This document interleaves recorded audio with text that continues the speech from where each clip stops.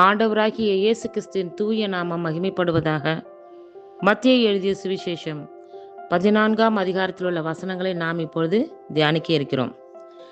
அக்காலத்தில் காற்பங்கு தேசாதிபதியாகிய ஏரோது இயேசுவின் கீர்த்தியை கேள்விப்பட்டு தன் ஊழியக்காரரை நோக்கி, இவன் யோவான் ஸ்நானன், இவன் மரித்தோரிலிருந்து எழுந்தான், ஆகையால் இவனிடத்தில் பலத்த செய்கைகள் விளங்குகிறது என்றான். ஏரோது தன் சகோதரனாகிய பிலிப்புவின் மனைவி ஏரோதியாளின் நிமித்தம் யோவானை பிடித்து கட்டி காவலில் வைத்திருந்தான். ஏனெனில் நீர் அவளை வைத்துக் கொள்வது நியாயமல்லவென்று யோவான் அவனுக்கு சொல்லியிருந்தான். ஏரோது அவனை கொலை செய்ய மனதாயிருந்தும் ஜனங்கள் அவனை தீர்க்கதரிசி என்று எண்ணினபடியால் அவர்களுக்கு பயந்திருந்தான். அப்படி இருக்க ஏரோதின் ஜென்ம நாள் கொண்டாடப்படுகிற போது ஏரோதியாளின் குமாரத்தி அவர்கள் நடுவே நடனம் பண்ணி ஏரோதை சந்தோஷப்படுத்தினாள். அது நிமித்தம் அவன், நீ எதை கேட்டாலும் தருவேன் என்று அவளுக்கு ஆணையிட்டு வாக்கு கொடுத்தான். அவள் தன் தாயினால் ஏவப்பட்டபடியே யோவான் ஸ்நானனுடைய தலையை இங்கே ஒரு தாளத்திலே எனக்கு தாரும் என்று கேட்டாள். ராஜா துக்கமடைந்தான். ஆகிலும் ஆணை நிமித்தமும் பந்தியில் கூட இருந்தவர்கள் நிமித்தமும் அதை கொடுக்க கட்டளையிட்டு ஆள் அனுப்பி காவற்கூடத்திலே யோவானை சிறைச்சேதம் பண்ணுவித்தான்.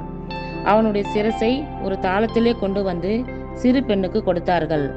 அவள் அதை தன் தாயினிடத்தில் கொண்டு போனாள்.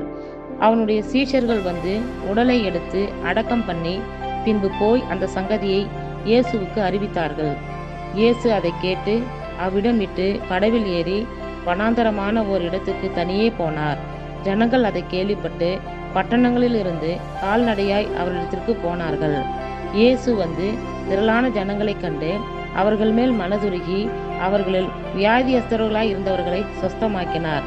சாயங்காலமான போது அவருடைய சீஷர்கள் அவரிடத்தில் வந்து, இது வனாந்தரமான இடம், நேரமும் ஆயிற்று, ஜனங்கள் கிராமங்களுக்கு போய் தங்களுக்கு போஜன பதார்த்தங்களை கொள்ளும்படி அவர்களை அனுப்பிவிட வேண்டும் என்றார்கள்.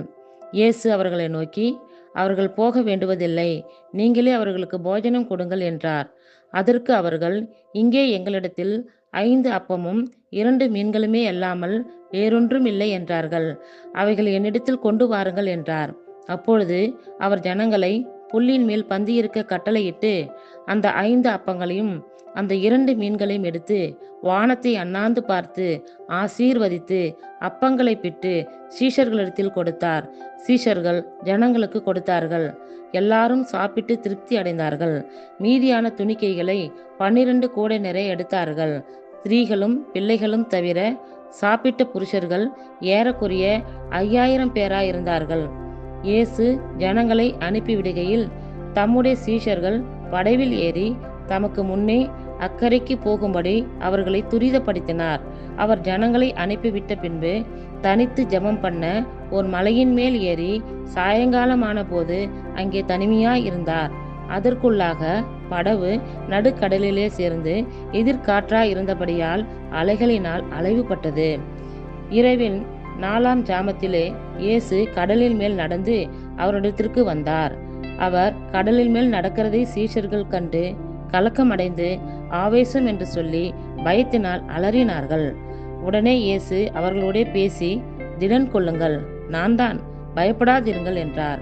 பேதுரு அவரை நோக்கி, ஆண்டவரே, நீரே ஆனால் நான் ஜலத்தின் மேல் நடந்து உம்மிடத்தில் வர கட்டளையிடும் என்றான். அதற்கு அவர், வா என்றார்.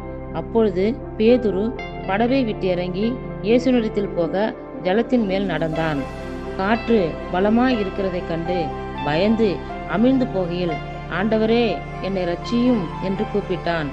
உடனே இயேசு கையை நீட்டி அவனை பிடித்து, அற்ப விசுவாசியே, ஏன் சந்தேகப்பட்டாய் என்றார். அவர்கள் படவில் ஏறின உடனே காற்று அமர்ந்தது. அப்பொழுது படவில் உள்ளவர்கள் வந்து, மெய்யாகவே நீர் தேவனுடைய குமாரன் என்று சொல்லி அவரை பணிந்து கொண்டார்கள். பின்பு அவர்கள் கடலை கடந்து கேனேசரேத்து நாட்டில் சேர்ந்தார்கள். அவ்விடத்து மனுஷர் அவரை இன்னார் என்று அறிந்து சுற்றுப்புறமெங்கும் செய்தி அனுப்பி பிணியாளிகள் எல்லாரையும் அவரிடத்தில் கொண்டு வந்து அவருடைய வஸ்திரத்தின் ஓரத்தை ஆகிலும் அவர்கள் தொடும்படி உத்தரவாக வேண்டுமென்று அவரை வேண்டிக் கொண்டார்கள். தொட்ட யாவரும் சொஸ்தமானார்கள். இத்துடன் 14ஆம் அதிகாரம் நிறைவுற்றது.